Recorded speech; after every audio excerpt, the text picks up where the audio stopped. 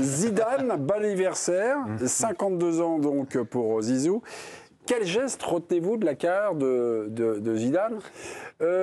Habillage, allez-y, on y va, on habille avec une jolie musique, un petit peu le Panthéon, tout ça.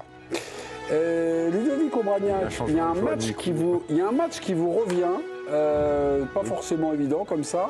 C'est un match joué contre la Juve, enfin avec la Juve. C'est pour moi celui qui propulse un peu sur le plan, pas de l'équipe de France, mais sur le plan des clubs.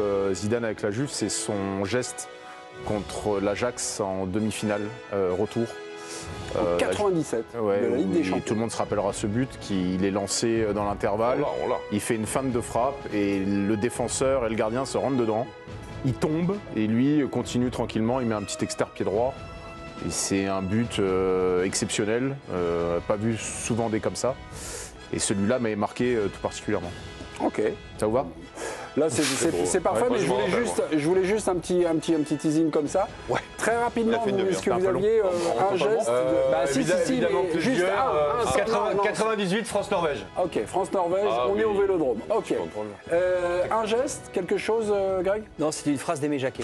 Ah, une phrase. Une phrase d'Aimé Jacquet. C'est littéraire, hein. C'est littéraire.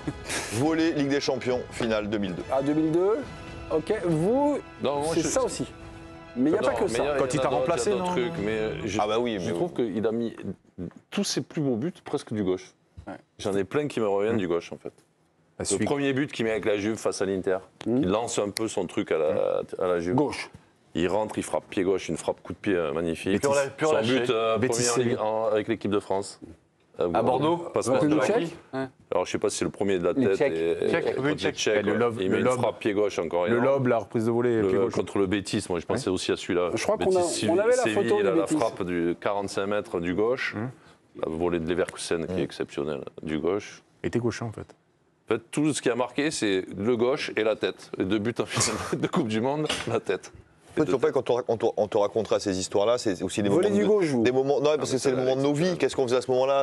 Alors évidemment, en 98, mais c'est aussi beaucoup de l'émotion. Qu'est-ce qu'on faisait à ce moment-là? Moi, je me rappelle, par exemple, les Leverkusen, j'étais dans Cannes.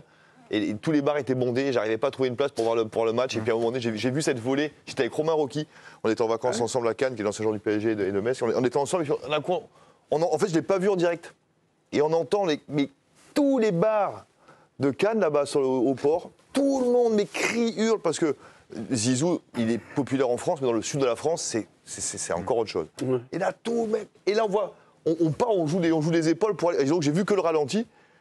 Et là, j'étais avec Romain, on fait ah ouais, d'accord. Voilà. Et donc voilà, j'ai pas vu le but en rendu. Et donc c'est tous les souvenirs qu'on a, c'est aussi des histoires au moment où on les a véus. Qu'est-ce qui se passait à ce moment-là? Avec lui, en fait.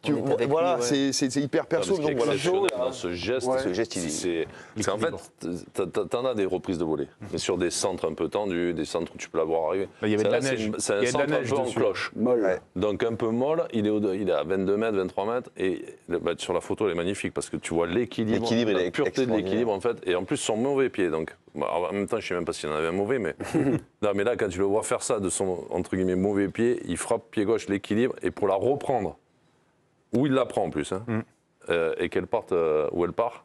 Balak admiratif. C'est exceptionnel en fait. Dans cette photo, il y a tout. Exceptionnel. Je me souviens d'avoir entendu Arsène Wenger parler de Mbappé en disant tiens, il avait repéré un truc en disant il a aussi la souplesse de hanche de Zidane. La fouette. Alors non. Moi, pour l'avoir connu plus jeune, la souplesse, c'est incroyable. Il avait une souplesse qui était incroyable. Alors, je ne sais pas si c'était naturel ou pas, mais... Et donc, tous ces gestes qu'il faisait en l'air, parce que c'est le geste que tu dis, les contrôles un peu, tout ça, ça paraissait... C'était super fluide, parce qu'il était aussi hyper souple, quoi. On reviendra vous voir dans quelques minutes, parce que la première fois où vous avez entendu parler de Zidane, c'est sûr, un geste. Ludovic Obraniak, vous, on est en 1997, c'est de la demi-finale retour Juve-Ajax, et vous nous parlez de ça, voilà, on vous a mis la petite photo. De roulette, c'est jamais mieux. Non, mais je dois avoir 13-14 ans, à cet âge-là, on commence à regarder un peu le foot européen, parce que c'est pas encore ancré pour regarder le foot européen, c'est pas si facile. Tu as les buts le dimanche, mais tu n'as pas les matchs. Et là, sur la Champions, en fait, tu peux avoir les matchs. C'est la première fois où le lendemain, à l'école, on parlait toujours, nous, à cette époque, du cassage de reins, t'arrêtes de péter les reins, et tout. Quand on voit cette action-là, en plus, le gardien, le défenseur qui se télescope, ils se foncent dedans, ils sont couchés les deux, et lui, il les regarde, et hop, hop, hop, et il met son... C'est exceptionnel. Et moi, j'avais jamais vu ça encore. Cette faculté à tromper l'adversaire, mais en fait, une de ses plus grosses feintes, c'est la feinte de frappe. Il la maîtrise, mais d'une majesté, c'est-à-dire qu'il emmène tout le monde avec lui, on y croit dur comme fer qu'il va frapper. Et au dernier moment, il change de... Après, c'était aussi, Johan l'a connu aussi, là, il a beaucoup travaillé aussi avec Pierrot Labatte, qui travaillait aussi sur ses fréquences de pas et tout ce qui s'ensuit. Donc il avait des changements de direction. Sur un pas, il pouvait vous faire la musique. Et ouais, avec les potes, il a brisé les reins, laisse tomber. Ça fait quelques minutes qu'on parle de Zidane et on n'a pas parlé de Zidane et l'équipe de France. Ça tombe bien puisqu'on file au Vélodrome grâce à Guillaume Dufy. On est en 1998. Il y a un France-Norvège. Il y aura, je crois, 3 partout. Et vous retenez un truc qu'a fait Zizou sur le porte-manteau. Il profite d'une ouverture de Djorkaeff. Et puis après, tout extérieur, il touche 3 ou 4 fois le ballon. Un petit contrôle, il passe par-dessus le joueur, et puis après, Mais c'est pas sur son contrôle qu'il élimine le défenseur. Il fait un contrôle porte-manteau. Il fait un contrôle. Un espèce de je sais, mais sur son premier contrôle, je crois qu'il va la chercher, il l'élimine. Je regarde. C'est les photos, hein. Vous savez, là, si vous pensez que l'image va bouger, ça va être qu'une photo. Sur le contrôle, il revient sur son pied gauche, mais il ne touche pas le pied gauche, et après extérieur et petit piqué. Exceptionnel. L'extérieur du pied, c'est tellement... Vous étiez dans le salle ce soir-là ? Je pense que j'étais au stade, ouais. Je pense que j'étais au stade. Non, mais c'est tout, c'est la technique, l'équilibre, en mouvement, avec un mec à côté, t'as l'impression qu'en fait, il est, tu vois... Quand tu parles de ce but, j'ai l'impression de... tout seul à faire son truc. Quand tu parles de ce but, pour moi, si on parle de Zidane, et personne ne l'a dit ce soir, mais c'est pas un but, c'est un match, c'est le France-Brésil. Le fameux France-Brésil 2006. 2006, ouais, le quart de finale. Peut-être pour moi son chef-d'œuvre. Il n'a pas marqué, mais pour moi, c'est son chef-d'œuvre. Je pense. Et en fait, tout le match, j'ai cette sensation-là de facilité, de fluidité, mais de force aussi. Et pour moi, ce match-là, si on ne parle pas d'un but, si on parle de match, le France-Brésil 2006, c'est son chef-d'œuvre. Mais on a retransmis les matchs sur la chaîne.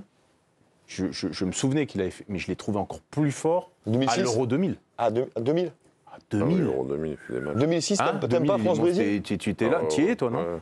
Tu y es en 2000. C'est exceptionnel. Parce que Portugal, c'est énorme. La Coupe du Monde 2006, il commence uniquement avec l'Espagne en 8e de finale. Il est beau contre le Brésil. Vous aimez ce match? 8e quart, demi. Je crois qu'il y a des grands auteurs qui vont arriver, parce que Aimé Jacquet avait une citation à propos, et vous retenez, vous, Zidane, ça vous fait tout de suite penser à Aimé Jacquet, au compliment qu'il a donné, c'est-à-dire. Oui, en fait, à l'époque, c'était en 97, ça, entre Djorkaeff et Zidane, c'était un peu qui allait prendre le... Ouais. Et Jacquet avait pris la parole et il dit, écoutez, ça va être clair, hein, ça va être Zidane, parce que tous ceux qui jouent à côté de lui sont 30% meilleurs quand il est là. Et en fait, j'ai toujours eu l'impression que l'art de Zidane était un peu secret. Que les gestes techniques ou tout ce qu'on voyait, c'était un peu l'écume des choses. Mais que quand tu étais footballeur, tu avais cet œil-là, ou quand tu jouais avec lui, tu prenais vraiment la dimension du joueur qu'il était. C'est-à-dire qu'il mettait tout le monde, il faisait monter tout le monde de 2 étages.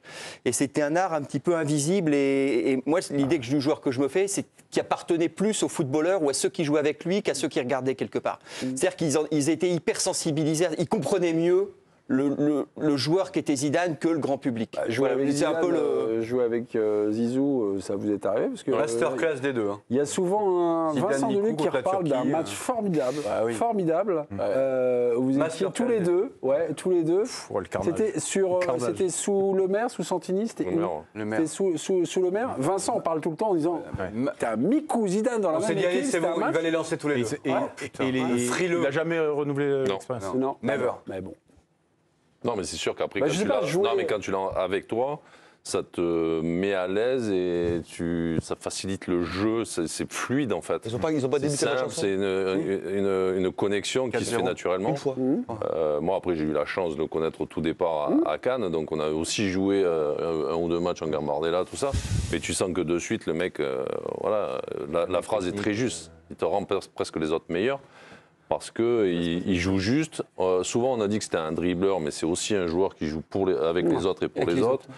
Donc, il était capable de faire tout, en fait. C'est ça qui était. Et puis, ça paraissait tellement simple, quoi. Non, mais c'est vrai, quand c'est des grands joueurs, c'est l'impression que. C'est pas dur. C'est pas forcé. Vous avez été formé à Cannes. Comme Zidane, mais vous étiez son aîné, vous êtes arrivé. Non. Et en fait, il était son aîné. Oui. C'est le petit, c'est le. Moi, je suis le petit. C'est le gamin. Oui, non, pardon. Et en fait, quand vous arrivez, il y a un geste dont on vous parle, ou vous voyez un geste pour la première fois. Quand je le vois faire ces doubles roulettes, c'est vrai que c'était pas un truc qu'on voyait. Moi, la première fois que je le vois, c'est lui qui le fait, quoi. Ces doubles râteaux là. Ouais. Le truc. Je ne peux pas parce que je vais me casser la gueule. Et sans ballon. Qu'on voyait faire régulièrement avec telle facilité que non, c'était la première fois. Et puis on avait l'impression que on voyait un danseur en fait, quelqu'un qui joue au foot mais en même temps qui danse. Et c'était tellement fluide. Et il le faisait aux entraînements. Et après, il l'a fait chez les pros petit à petit. Et puis après, ça s'est enchaîné, quoi. Quand on m'a appelé pour me poser la question cet après-midi, moi, la première image qui me vient de lui, parce que je trouve ça tellement douloureux et violent. C'est le coup de boule. Ah ouais. En même temps, quand lui, il descend l'escalier. En même temps, lui, et puis il y a la phrase les mots de Thierry Gélardi aussi. J'ai fait dire ça et tout. Et franchement, quand on m'a posé la question cet après-midi, j'ai dit, c'est Paul qui m'a appelé.